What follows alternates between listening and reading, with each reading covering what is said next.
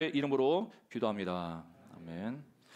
하나님의 주신 말씀 오늘 데살로니가 후서 2장 13절에서 우리 17절 말씀 함께 보겠습니다.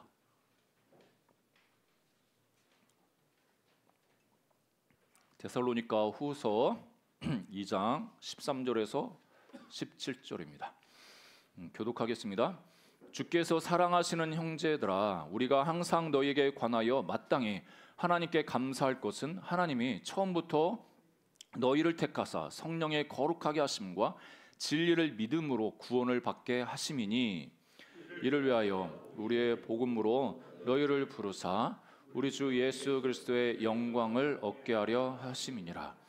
그러므로 형제들아, 굳건하게 서서 말로나 우리의 편지로 가르침을 받은 전통을 지키라. 우리 주 예수 그리스도와 우리를 사랑하시고 영원한 위로와 좋은 소망을 은혜로 주신 하나님 우리 아버지께서, 같이 읽습니다. 너희 마음을 위로하시고 모든 선한 일과 말에 굳건하게 하시기를 원하노라. 아멘. 지난 시간에 이어서 데살로니가 후서 말씀 함께 살펴보겠습니다. 그 2차 전도 여행에서 우리 바울이 짧은 시간 안에 이 데살로니가의 교회를 세웠습니다. 어떻게 보면 적어도 그 최소 3주에 걸쳐서 복음을 전했는데, 그 이후에 쫓기다시피 해서 아래로 내려왔죠. 지난주에 사진을 준비했는데 잘 안 보이는 것 같아서 다른 사진을 준비했는데, 이것도 안 보이면은 참 그런데 예, 저 데살로니가 보이시죠? 그쪽에서 이렇게 핍박을 받고 밑으로 아덴에 내려왔고 또 고린도에 내려왔는데, 이 데살로니가 전후서는 고린도에 머무르면서 복음 전도하면서 데살로니가의 소식을 듣고 기록했습니다. 그러니까 전서를 기록하고 이제 보낸 다음에 다시 소식이 들려왔는데, 그래서 최소 3개월, 많게 보면 6개월 그 사이에 빨리 이 데살로니가 교회에 다시 편지를 해야겠다 해서 편지를 쓴 게 데살로니가 후서입니다. 그러니까 데살로니가 전서를 쓰고 나서 다시 소식을 들으니까 이 교회 안에 조금 문제가 있는 거예요. 전서에서도 이 바울이 언급을 했는데 예수님의 재림에 대한 이 사실들에 대해서 말씀을 전했죠.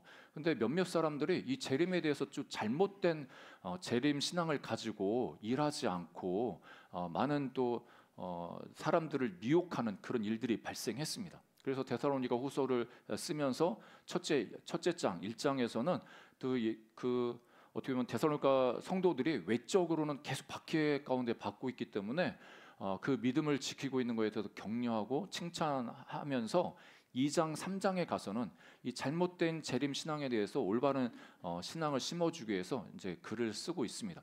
오늘은 그 중간 재림에 대해서 어떤 우리가 자세, 어떤 신앙을 가져야 되는지를 말씀해 주고 있는데요. 특별히 교회사에도 보면 재림에 대해서 많은 그러니까 오해들, 좀 극단으로 치닫는 그런 의견들이 있어서, 어떤 쪽은 아예 재림에 관심이 없다든지, 어떤 쪽은 너무 재림에 대해서 너무 그것에 집중하다 보니까 일상의 영성을 다 잃어버리고 현재 우리가 주어진 그 일들을 소홀히 하는 그런 경우도 많았습니다. 이 우리나라에도 이제 그런 극단적인 신뢰가 있었죠. 하나님께서 우리가 이렇게 보면, 성경에서도 보면 극단에 치우쳐가지고 좀 잘못된 방향으로 가는 경우가 있는 것을 볼 수가 있습니다. 여러분, 우리 이때 당시만 해도 예수님이 30년 정도, AD 30년 정도 죽으시고 부활하시고 승천하셨다고 보면, 이 고린도에 있는 이 바울이 데살로니가 전후서를 쓸 시기는 AD 50에서 51년으로 보고 있습니다. 그러니까 예수님이 승천하시고 나서 20여 년 정도 흘렀는데, 예수님이 승천하실 때 내가 곧 다시 오겠다 이렇게 말씀하시지 않습니까? 그래서 그 바울도 그렇고 거기 같이 예수님을 봤던, 그리고 예수님의 복음을 들었던 그때 당시 사람들은 예수님이 빨리 오시는 것처럼 그래서 생각한 거예요. 이제 예수님 오시겠다. 예수님 언제 오시는 거야? 그래서 예수님이 바로 곧 오신다고 했는데, 우리가 지금 일하고 있을 때가 아니지. 기도 산에 올라가서 기도 열심히 한다든지, 그러면 지금 이 일상의 삶에 대해서 관심이 없는 겁니다. 그리고 어떤 부류는 이때 당시는 그렇지 않겠지만 지금 같은 경우에는 아예 예수님이 재림하신다? 설교는 듣지만 뭐 예수님이 뭐 언제쯤 오시겠지? 내가 먼저 죽겠지? 이런 생각이 우리가 인정은 안 하지만 다 이렇게 생각하고 있습니다. 예수님 오시긴 오시겠지만 내가 먼저 죽어서 예수님 볼 것 같아. 뭐 이렇게 생각하지 않습니까? 그래서 이 재림에 대해서 조금 무감각하게 반응하면서 현실의 삶에만 너무 집착해가지고 오히려 세속화되는 그런 유혹을 받습니다. 아무튼 이 데살로니가 교회 문제를 거론할 때 우리 2장 1절에서 3절에 보면 사도 바울이 어떤 문제가 있는지를 간략하게 이렇게 소개를 하는데 이렇습니다. 데살로니가 후서 2장 1절부터 3절 보니까 형제들아 우리가 너희에게 구하는 것은 우리 주 예수 그리스도의 강림하심과 우리가 그 앞에 모임에 관하여 영으로나 또는 말로나 또는 우리에게 받았다는 편지로나 주의 날이 이르렀다고 해서 쉽게 마음이 흔들리거나 두려워하거나 하지 말아야 한다는 것이라. 그러니까 지금도 AI가 되게 많이 발전돼 가지고 페이크 뉴스가 있지 않습니까? 진짜 사람이 아니면 전문 의사가 어떤 병에 대해서 진짜 설명하는 것처럼 그런데 내용은 거짓이야. 이런 경우가 속출을 하고 있습니다. 이때 당시에도 이 데살로니가 후서에 보면 바울이 아주 자기가 친필로 이걸 기록했다고. 바울 당시에 편지를 쓸 때는 직접 쓰지는 않습니다. 대독해가지고 누군가 쓰게 해가지고 마지막에 자기가 자필로 사인한다든지 이런 형식으로 이제 편지를 썼는데 이 바울은 자기가 보내지도 않는 편지가 이 데살로니가 성도들한테 보여지면서 읽혀지면서 혼란이 있는 거예요. 예수님 왔다. 예수님 재림했어. 그래? 예수님 재림했는데 우린 지금 그대로 있는데 이게 어떻게 된 거야? 하면서 나는 그러면은 구원받지 못했나? 하나님 내가 나는 구원받은 걸 확신했는데 예수님 재림했으면은 내가 여기 있으면 안 되는데 뭐 이러한 두려움이 엄습해 오는 거죠. 그러면서 3절에 보니까 누가 어떻게 하여도 너희가 미혹되지 말라. 먼저 배교하는 일이 있고 저 불법의 사람 곧 멸망의 아들이 나타나기 전에는 그 날이 이르지 아니하리니. 그러니까 이 바울은 마지막 때 예수님이 오시기 전에 어떤 일이 있을 거냐? 두 가지로 꼽는데 배교하는 일이 있을 거다. 그 다음에 이 불법의 사람, 멸망의 아들이 나타날 것이다. 이 두 개를 이야기를 합니다.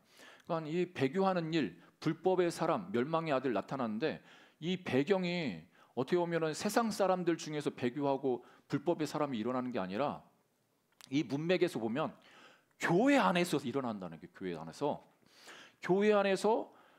하나님을 거부하고 예수님 믿는 걸 거부하고 신앙을 버리는 일, 그리고 교회의 생태계를 너무 잘 알아, 말씀을 너무 잘 알아. 근데 조금 비틀어 가지고 자기가 유익을 얻기 위해서 성도들을 미혹해. 그리고 더 나아가서는 자기가 하나님인 것처럼 이 마지막 때는 귀신들도 능력을 행합니다.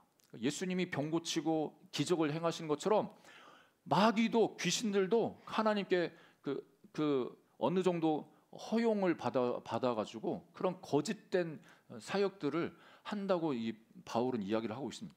그래서 이 불법의 사람, 멸망의 아들, 또 대적하는 자, 자기를 하나님이라고 내세우는 자가 일어날 것을 이야기를 하죠. 우리는 보통 이런 사람들을 적그리스도라고 우리가 이해를 합니다. 그런데 성경에 보면 적그리스도라는 이 단어를 사용한 사람은 요한인 것을 볼 수 있습니다. 다른 서신서에 바울이 적그리스도라는 단어를 사용하지 않습니다. 요한 1서에 보면 적그리스도라는 단어를 사용하는데 그 적그리스도가 그러면 누구냐 이야기할 때 요한 1서 2장 18절에 보니까 이렇게 이야기합니다. 아이들아 지금은 마지막 때라 적그리스도가 오리라는 말을 너희가 들은 것과 같이 지금도 많은 적그리스도가 일어났으니 그러므로 우리가 마지막 때인 줄 아노라. 이 요한 사도가 요한계시록과 요한복음, 요한 1, 2, 3서 이렇게 기록할 때 당시는 뭐 늦게 잡아도 AD 90년 정도입니다. 그 전에 80, 90년도에 이렇게 썼는데 그러면 이 글이 쓸 때 요한 사도가 쓸 때 자기가 쓰기를 지금 많은 적그리스도 나타났어. 우리가 생각할 때 적그리스도 불법의 사람이면 딱 한 사람 마지막 때 이렇게 누군가 한 명 나타나가지고 하나님을 거역해가지고 이렇게 할 거라고 생각하죠. 그럼 마지막에 그런 존재도 있을 겁니다. 그런데 시대마다 이 적그리스도가 많이 일어난다. 많은 적그리스도가 있다. 이렇게 이야기하는 거예요. 그 적그리스도가 그러면 어떤 사람이 적그리스도냐 이야기할 때 요한일서 2장 22절에 이렇게 이야기합니다. 거짓말하는 자 누구냐? 예수께서 그리스도이심을 부인하는 자가 아니냐? 아버지 아들을 부인하는 그가 적그리스도니. 그러니까 우리가 적그리스도 다른 데서 찾을 필요 없어요. 하나님과 예수님을 부인하는 자 누가 부인하겠어요? 처음부터 예수님 모르고 하나님 모르는 사람이 부인합니까? 교회 안에 예수님과 하나님을 그 전에는 알았는데 그 하나님, 그 예수님에 대해서 부인하면서 배교하고 그 하나님을 향해서 대적하는 그 사람이 생겨나는데 그 사람들이 바로 적그리스도다 말하고 있는 거죠. 그리고 적그리스도의 영에 대해서도 이야기합니다. 적그리스도적인 영을 가지고 있는 사람, 그러니까 하나님을 계속 대적하고 하나님의 말씀에 대해서 반대하고 거부하고 이렇게 하면 교회 안에 그런 사람들이 생겨나서 교회를 미혹하고 더 회파시킬 거라고 말하죠. 요한2서 7절에도 이렇게 이야기합니다. 같이 한번 읽어볼까요? 시작. 미혹하는 자가 세상에 많이 나왔나니 이는 예수 그리스도께서 육체로 오심을 부인하는 자라. 이런 자가 미혹하는 자요 적그리스도니. 그러니까 더 나아가서 적그리스도가 누구냐 얘기할 때 예수님이 육체로 오신 것을 부인하는 사람들이 이 시대에 있었다는 거예요. 우리가 잘 아는 시대적으로 영지주의자들이죠. 그러니까 영적인 것, 영만 깨끗하고 거룩하고 그것만 선한 겁니다. 우리 육체, 이거는 악한 거예요. 그러니까 예수님이 이 악한 이 몸에 오실 수가 없어. 영으로 있으시다가 그냥 영으로 가신 거야. 이런 식으로 이제 성도들을 미혹했습니다. 그렇지만 우린 잘 아는 것처럼 예수님은 말씀이신데 말씀이신 그 하나님이 성육신에서 이 땅에 오셨습니다.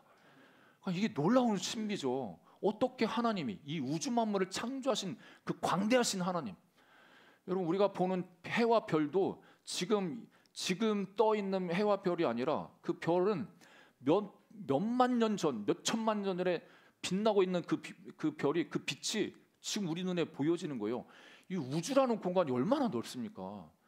그러니까 하나님은 이 우주도 자기 발등상 삼고 아무것도 아닌 걸로 삼고 계시는데 그 크시고 넓으신 놀라우신 하나님이 자기를 꾸겨가지고 인간의 몸에 이렇게 오셔가지고 우리에게 하나님이 어떤 분인지를 알려주신 거예요. 그래서 예수님은 나를 본 자 아버지를 본 거야.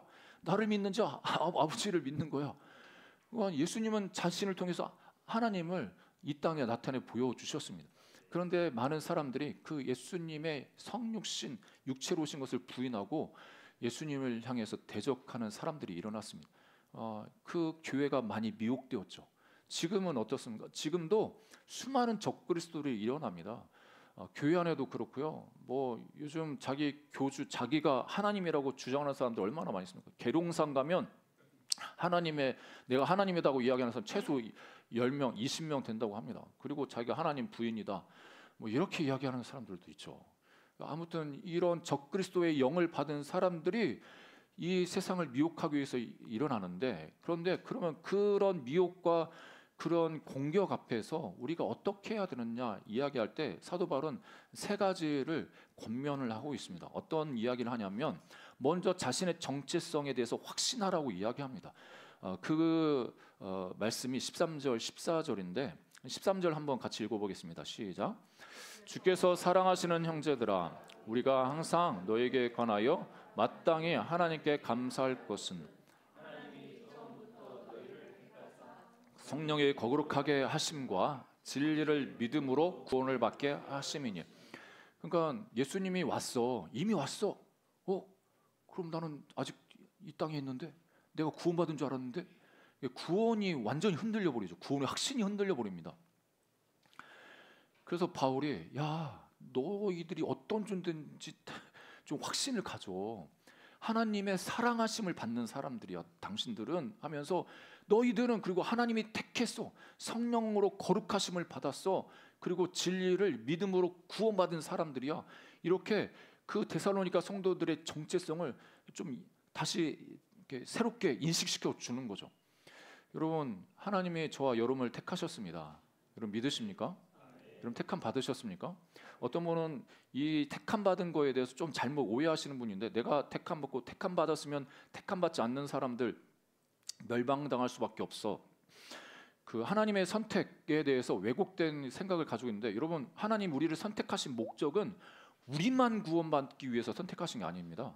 그러니까 아브라함을 하나님이 선택하실 때는 아브라함만 복되고 그 사람만 뭐 잘나가지고 좋으라고 한 게 아니라, 하나님은 그 아브라함을 통해서 많은 민족이 구원받고 하나님을 알도록 그 사람을 택한 거죠. 그러니까 하나님은 우리를 택해서 누구를 구원하기 원하십니까?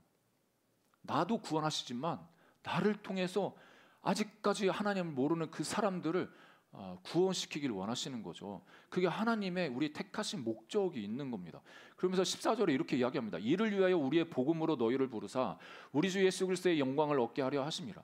그러니까 사도 바울은 하나님의 주권적인 선택을 이야기할 뿐만 아니라 하나님의 그 선택에서 그 복음이 들려지는 그 과정에 우리의 수고가 있었음을 이야기하는 겁니다. 그러니까 우리 복음이라는 건 이 사도 바울이 내가 너희들에게 복음 전파했잖아. 그 복음 전파하는 그 과정을 통해서 하나님이 너희를 부르셨어. 이렇게 표현하는 거죠. 여러분, 하나님이 우리를 부르셨습니다. 택하셨을 뿐만 아니라 부르셨습니다. 어떤 과정을 통해서 부르셨냐? 어떤 분은 어떤 친구를 통해서 우리를 부르셨고, 가족의 구성 어떤 분을 통해서 우리를 부르셨고, 어떤 분은 부모님을 통해서 우리를 부르셨고. 그러니까 여러분, 우리가 여기에 있는 것, 하나님 앞에 나온 것은 정말 엄청난 기적입니다. 우리가 밤에 어떤 기적을 보고 꿈을 꾸고 직접 하나님이 계시하셔서 이렇게 불러서 오시는 거, 그것만 하나님 부르셨다 이렇게 생각하는데 아닙니다. 누군가 우리에게 잔소리해가지고 너 예배 좀 와, 교회 좀 와 이렇게 끌어가는 이것도 하나님이 그 사람을 통해서 부르시는 겁니다. 여러분, 이거가 인정이 되셔야 됩니다. 이걸 받아들이셔야 됩니다. 하나님 그렇게 우리를 부르셨어요. 우리 주변에 우리를 통해서 그렇게 하나님이 부르기 원하시는 사람들이 너무 많이 있습니다. 그러니까 우리가 직장에 가서도 사회에서도 이렇게 만나는 그 만남도 그냥 우연히 만나는 게 아닙니다.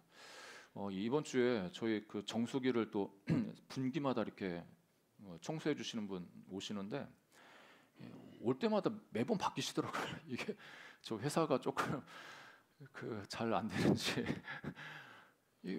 어떤 누군가 오면은 그 이야기해서 이제 오시면 이제 전도 좀 하려고 이렇게 아이스 뭐 커피도 타드리고 이렇게 이야기를 붙이는데 오실 때마다 이게 계속 바뀌고, 이번에 오신 분이 두 번째 오신 분인데 본인이 이제 첫 번째는 이제 그 자료대로 이야기를 해도 말씀 안 하시다가 이번에 오실 때는 좀 이야기하시더라고요.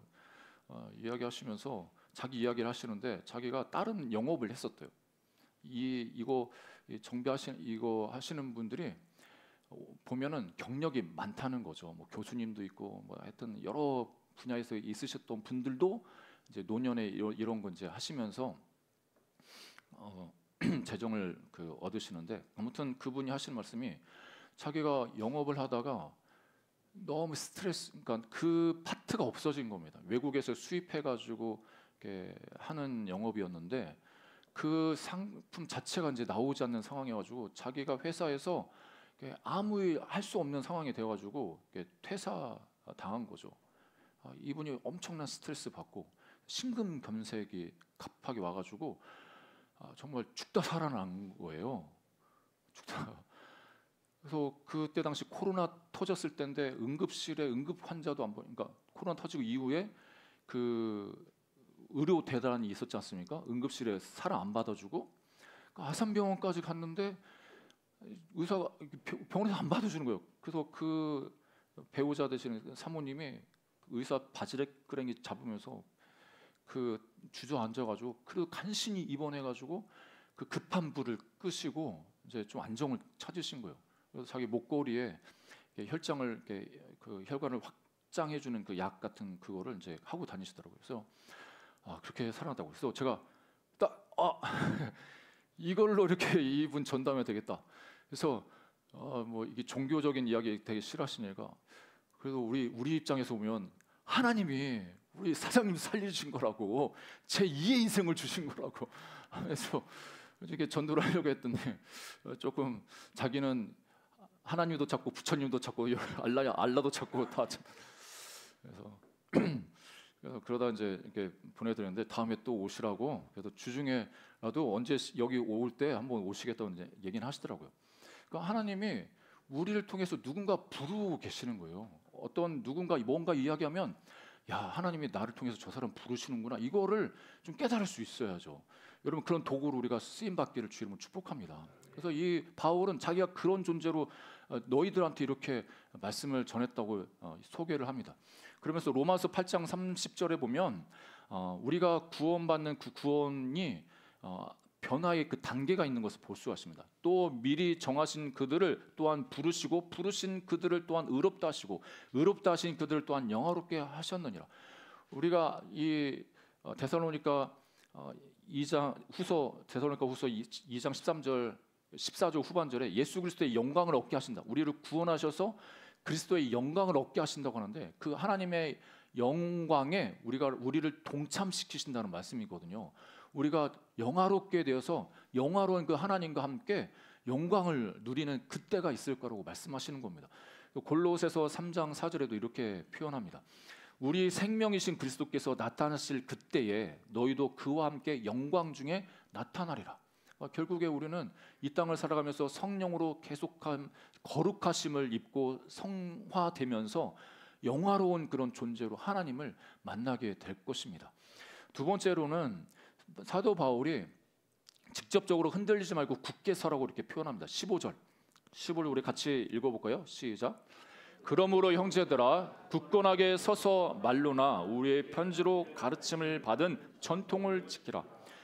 그러므로 말씀하는 이거는 앞의 문맥처럼 너희들이 택함을 받고 성령으로 거룩하게 하심을 얻고 또 진리를 믿게 해서 구원 받았다면 그러므로 너희들이 그런 존재니까 지금 너는 굳게 서서 내가 가르쳐준 그 전통, 그러니까 말씀, 복음에 합당한 그 삶, 어떻게 살아야 되는지 내가 가르쳐준 거 있잖아. 그거를 굳게 지켜야 돼. 이렇게 말씀하는 거죠. 내가 구원받아서 내가 택함 받아서 이걸로 그냥 끝나는 게 아니라 우리는 매일매일 우리를 흔드는 이 세상에서 우리 자신을 지키면서 우리가 해야 될 일들이 있는 거죠. 하나님은 하나님으로서 우리를 보호하시고 인도하시는 그런 역할을 하신다면 우리는 우리가 가지고 있는 시간과 재정과 우리 삶 또 우리 마음에 대해서도 관리를 해야 되는 겁니다. 내가 미혹되지 않도록 내 마음을 잘 관리해야지. 어떤 일이 있어도 흔들리지 않도록 내 마음을 붙잡아야지. 이런 자기 의지가 있어야 되는 거예요. 여기서 전통이라고 하면 우리가 보통 조상들의 관습 이런 걸 생각할 수 있는데 예수님도 너희들 유전 장로의 유전을 따른다고 이렇게 비난하셨는데 그런 장로의 유전 전통 이걸 말씀하는 게 아니라 사도 바울이 복음을 전하면서 복음에 합당한 삶을 살기 위해서 이렇게 해야 돼 가르쳐 준 게 있어요. 그거를 삶에서 지켜 행하라고 말하는 거죠. 데살로니가 4장 1절에 데살로니가 전서에 이렇게 말씀합니다. 그러므로 형제들아 우리가 끝으로 주 예수 안에서 너희에게 구하고 권면하노니 너희가 마땅히 어떻게 행하며 하나님을 기쁘시게 할 수 있는지를 우리에게 배웠으니. 그러니까 바울은 그 짧은 시간에 있었음에도 불구하고 어떻게 살아가야 되는지 하나님을 기쁘시게 하려면 어떻게 살아야 되는지 알려주고 재림에 대해서도 예수님이 다시 오는 이 부분에 대해서도 이렇게 알려준 거죠. 그래서 내가 너한테 가르쳐줬고 너희가 배웠던 대로 그렇게 행하도록 힘쓰라고 권면을 합니다. 그러면서 데살로니가 전서 2장 13절에도 이렇게 말씀하죠. 이러므로 우리가 하나님께 끊임없이 감사함은 너희가 우리에게 들은 바 하나님의 말씀을 받을 때에 사람의 말로 받지 아니하고 하나님의 말씀으로 받음이니 진실로 그러하도다. 이 말씀이 또한 너희 믿는 자 가운데에서 역사하느니라. 아니 바울이 데살로니가 성도를 칭찬하는 것 중 하나가 내가 너희들에게 이렇게 행하라고 하는 그 권면들 이거를 사람의 말로 그냥 우리 지역에 한번 왔다가 간 전도자의 그 말로 받지 않고 하나님 말씀으로 받아가지고 그 말씀을 믿음으로 취하니까 자기가 그 가운데 그 말씀이 역사를 한다고 칭찬을 하는 겁니다. 데살로니가 후서 3장 6절에도 형제들아 우리 주 예수 그리스도의 이름으로 너희를 명하노니 게으르게 행하고 우리에게서 받은 전통대로 행하지 아니하는 모든 형제에게서 떠나라. 이거는 조금 더 강력한 경고를 하고 있는데, 데살로니가 전서에 일하지 않는 사람들에 대한 그런 모습이 보였기 때문에 그래도 너희들 게으르지 말고 일해야 돼.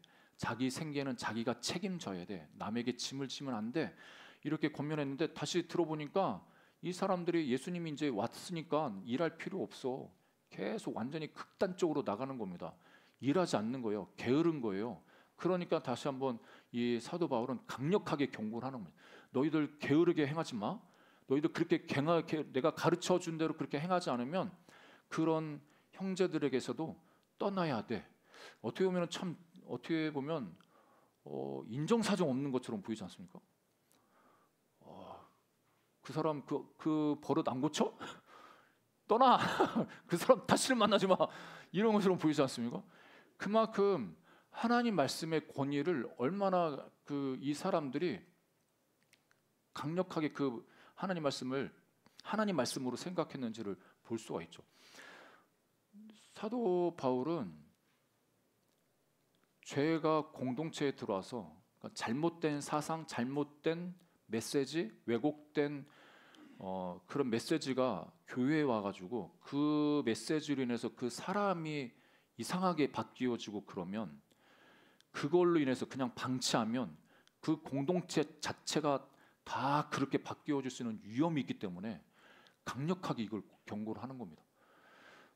참 그렇죠. 우리가 목회할 때 저도 이렇게 보면 되게 이걸 어떻게 해야 되나 이렇게 할 때가 있습니다. 그러니까 잘못한 부분들은 강력하게 그거를 꾸짖어야 됩니다. 어쩌면 그 꾸짖는 것 때문에 실망하고 실족해서 나갑니다. 그러면 뭐 그거 어떻게 하겠습니까? 다시 가서 바디크게 잡고 그게 아니고요 이렇게 할 수도 없고.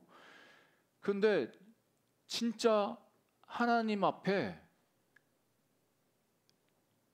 될 사람이라고 하면 좀 그렇지만 정말 겸손하신 분은 그런 책망을 받으면 그렇게 하시면 안 됩니다. 이렇게 하면 예 알겠습니다 하면서 고칩니다. 그걸 보면 너무 감사해요. 여러분 우리가 여기 그런 분 안 계시지만 우리가 우리 앞으로 우리가 어떻게 될지 모르지 않습니까? 만약에 누군가 나에게 그런 책망과 어떻게 바르게 교훈하는 그런 부분이 있다면 여러분 우리 자신을 돌아볼 수 있고 내가 그런 부분 잘못했구나 하면 돌아설 수 있는 그런 은혜가 있기를 주님으로 축복합니다.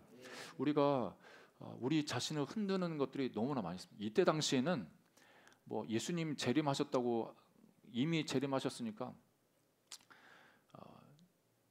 할 일도 없고 그냥 게으르게 살아가는 게 그냥 어떻게 보면 그게 바른 삶인 것처럼 그런 사람들 앞에서 열심히 일하는 사람들은 하루하루 정말 최선을 살아가는 사람들은 얼마나 낙담이 되겠습니까? 나도 이거 다 때려치고 저 사람들처럼 그렇게 살면 안 될까? 이런 유혹들이 있을 겁니다. 아무튼 이때 당시 이거지만 우리 이 시대에는 어떤 유혹이 많이 다른 유혹이 있지 않습니까?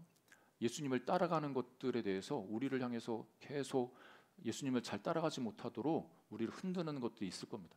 그것이 경제적인 어려움이 있을 수 있고 관계의 어려움이 있을 수 있고 아니면 자신의 그 질병일 수 있고 우리의 믿음을 흔드는 그런 부분들이 있다 할지라도 우리가 흔들리지 않고 견고해서 하나님 말씀을 끝까지 붙잡고 지켜 행하는 우리 모두가 되시기를 주의 이름으로 축복합니다.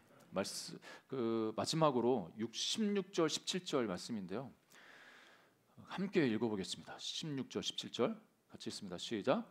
우리 주 예수 그리스도와 우리를 사랑하시고 영원한 위로와 좋은 소망을 위로하시고 모든 선한 일과 말에 굳건하게 하시기를 원하노라. 우리가 사람인지라 환난과 시험이 끊이지 않으면 아무리 재림을 기다리고 그 마음을 지켜서 흔들리지 않기 위해서 내가 견고하게 서야지. 아까 그 말씀에 굳게 선다는 이 표현은 그 군사 용어입니다. 진지를 지킨다. 그 진지에서 서 있다 이런 표현인데, 여러분 우리가 싸움할 때 전쟁할 때 적에게 밀리지 않기 위해서 진지를 구축하지 않습니까? 이 과거 이 로마 시대 때는 싸움할 때 이제 방패를 가지고 자기 오와이어를 맞춰가지고 그렇게 진을 구성하는데, 물러나면 자기가 물러나면 그 대열이 파괴돼가지고 공동체 전체가 날아가는 거 아니겠습니까? 그러니까 목숨을 걸고 그 자기 자리를 위치를 이렇게 지키는 거죠. 우리가 인간인지라 지켜야 되는 거 알고 흔들리지 않아야 되는 거 알지만 우리가 어쩔 수 없이 또 흔들려지는 그런 순간이 있습니다. 내 감정도 내 생각도 내가 통제가 잘 안 되는 그런 상황도 있고, 그러면 어떻게 하겠는가 이렇게 우리가 의문이 들 수가 있습니다. 사도 바울은 그걸 너무나 잘 알고 있기 때문에 하나님 아버지께 굳건하게 이 성도들을 세워주시도록 기도하고 있는 겁니다. 마지막으로 권면이 아니라 하나님 앞에 이 사람들을 하나님 굳건하게 해 주십시오 이렇게 간구하는 거죠.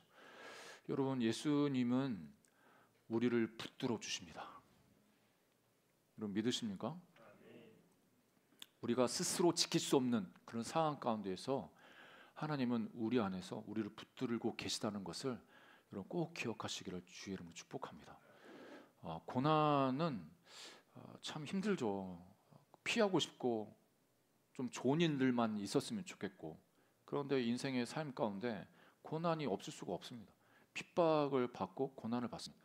우리가 예수님 믿는 것 때문에 고난을 안 받는다, 핍박이 없다, 이거는 조금 우리의 신앙을 좀 점검할 필요가 있습니다. 저도 내가 핍박받고 이게 잘 아무 못하라고 이게 좋은 게 아닌데 이렇게 스스로 생각하는데, 예수님 전하다가 뺨 좀 맞고 침뱉음 좀 당하고 돌멩이 이런 것들 좀 당하고 이래야 예수님 제대로 믿는 것 같은데, 나는 그런 일도 없고 그냥 뭐 말 안 하겠다고 그러는 것밖에는 그런 것밖에 뭐 핍박 당한 게 없습니다. 그 중국 교회가 핍박을 많이 지금 받고 있지 않습니까? 지난 예전에 이제 뉴스에 보니까 그 유튜브에 보니까 아예 중국 공산당이 교회를 폭파시키는 그거를 중계를 해주는데, 아예 대놓고 그냥 교회 핍박하고 교회 폭파시키고. 그래서 어떤 분이 교회 그 지하교회 지도자들, 그러니까 공개적인 교회도 있습니다. 삼자교회라고 해서 그 정부가 이렇게 관리하는 교회도 있지만, 진짜 신앙의 자유, 그 복음 하나님 말씀을 잘 믿기 위해서 잘 따르기 위해서 숨어서 신앙생활하는 분들이 많이 있는데, 그 지하교회 그 지도자들 몇 명과 인터뷰하는데, 지금 중국이 이렇게 핍박하는데, 공산당이 핍박하는데 힘들지 않냐고, 어렵지 않겠습니까? 계속 공안등 들이닥치고 잡히면 가서 어떻게 보면 고문당하고 그러는데, 근데 이분들 하시는 말씀이 힘들지 아니 안 힘들어. 핍박이 진짜 많고 어려움 많을 텐데 그게 뭐 어때서? 이분들 반응. 그게 뭐 어때서? 예수님 믿으면 당연히 고난이 있는 거지. 아니 그리고 또 기도하고 예배드리고 그 공개적으로 못하지만 아니 숨어서 하잖아. 숨어서 기도할 수 있잖아. 뭐 그게 뭐 어려운 거라. 물어보는 사람이 그래? 우리가 생각할 때는 그래 그 힘들지 어렵지 어떻게 그거 견디냐. 마인드가 다른 거예요. 마인드가. 고난 가운데 그 고난 속에서 신앙을 지키는 분들은 그 고난은 당연한 거고 뭐 핍박당하는 당연한 거고, 그래서 신앙 지키고 믿음 지키면 되지. 하나님 붙들고 계시는데, 우리 안에 하나님이 역사하고 계시는데, 또 하나님이 우리를 위로하고 계시는데 뭐가 걱정이야. 그래서 그 탈북민 중에도 그 어렸을 때부터 그 부모님, 그러니까 조부모 세대 예수님 믿고 공산당 치하하면서 그 대놓고 예수님 못 믿으니까 자녀들한테 아주 비밀리에 신앙 이렇게 물려주시고 해가지고 그렇게 해서 탈북하신 분들이 많습니다. 그런 분 중에 이제 목사님 되신 분도 있고, 이야기 들어오면 이 한국에 와가지고 예배를 드리는데 북한에서 예배드릴 때는 예배드리는 그 순간에 같이 몇 명 이렇게 비밀 예배드리면 하나님의 그 강력한 임재가 있었던 거예요. 그러니까 진짜 하나님이 우리와 함께 하시는구나, 우리를 도와주신 거예요. 근데 그 한국에 내려와서 예배드리는데 임재가 잘 안 느껴져요. 임재. 하나님 우리 안에 계시죠. 근데 그거 말고 예배 가운데 정말 우리가 하나님이 진짜 나와 함께 하시는 이 살갗처럼 느껴지는 그 임재 있지 않습니까? 아까 임재를 느끼지 않으셨습니까, 여러분? 찬양할 때 그 하나님 임재. 이게 없다. 이게 왜 그러지? 그래서 이분들이 하는 말이 참, 이분들도 어떻게 보면 말을 아끼는 거죠. 한국 교회 상처받을까 봐. 진짜 상처받을까 봐. 우리는 통일되면 북한에 가가지고 교회 재건하고 신앙 전달하고, 저는 생각을 좀 바꿨습니다. 거기 가서 우리는 배워야 됩니다. 지하에 목숨 걸고 고난 통과한 그 사람들의 그 신앙을 우리가 배워야 됩니다. 우리는, 그러니까 그분들의 입장에서는, 한국의 기독교인들은 헌신이 뭔지 모르는 것 같다는 거죠. 헌신도 모르고, 그리고 제일 충격받은 게 성경을 그렇게 가볍게 여기는지 자기들은 놀랬다고. 자기들은 성경책 하나 가지고 있다고 그거 발각되면 수용소 끌려가가지고 고문받고 죽임당하는데, 너무 이 성경책이 너무 귀해가지고 자기는 목숨처럼 아끼고 그러는데, 한국에 와서 너무 놀라요. 너무 가볍게 여겨. 성경 대하기를, 하나님 말씀 대하기를 너무 가볍게 여긴다는 겁니다. 그걸 듣고 너무 하나님께 부끄럽고, 그 탈북민 그 성도님들한테 너무 부끄럽더라고요. 하나님께서 고난을 우리가 통과하게 하시지 않습니까? 그 통과하게 할 때 여러분 더 감사하십시오. 이 고난 때문에 하나님의 위로를 더 많이 받을 수 있구나. 그 하나님의 위로를 받을 뿐만 아니라 더 앞으로 어떤 고난 가운데 있는 그 사람들을 위로해 줄 수 있구나. 그래서 사도 바울이 이렇게 고백하는 거죠. 고린도후서 1장 3절 5절에 이렇게 하나님을 찬양합니다. 우리 같이 한번 읽어볼까요? 같이 읽습니다. 시작. 찬송하리로다. 그는 우리 주 예수 그리스도의 하나님이시오, 자비의 아버지시오, 모든 위로의 하나님이시며, 우리의 모든 환난 중에서 우리를 위로하사 하여금 하나님께 받는 위로로서 모든 환난 중에 있는 자들을 능히 위로하게 하시는 이시로다. 그리스도의 고난이 우리에게 넘친 것 같이 우리가 받는 위로도 그리스도로 말미암아 넘치는도다. 여러분, 이런 은혜를 누리시기를 주님을 축복합니다. 하나님 이런 은혜를 여러분에게 약속하시고 여러분에게 허락하실 것입니다. 어떤 고난 가운데 있습니까? 기도하십시오. 하나님의 위로와 하나님 우리에게 좋은 소망 주시고, 이 고난 속에서도 하나님의 그 위로하심을 경험케 해 주옵소서. 그래서 이 사도 바울도 수많은 환난, 고난 받았지만 그 모든 환난 중에서 능히 하나님 위로하는 자, 남을 위로하는 자로 하나님 그렇게 세워 주셨음을 고백하는 겁니다. 하나님은 우리를 구원하실 뿐만 아니라 우리 안에 착한 일을 시작하신 그 하나님께서 예수님이 이 땅에 오실 그때까지 그 일을 멈추지 않으시겠다고 말씀하십니다.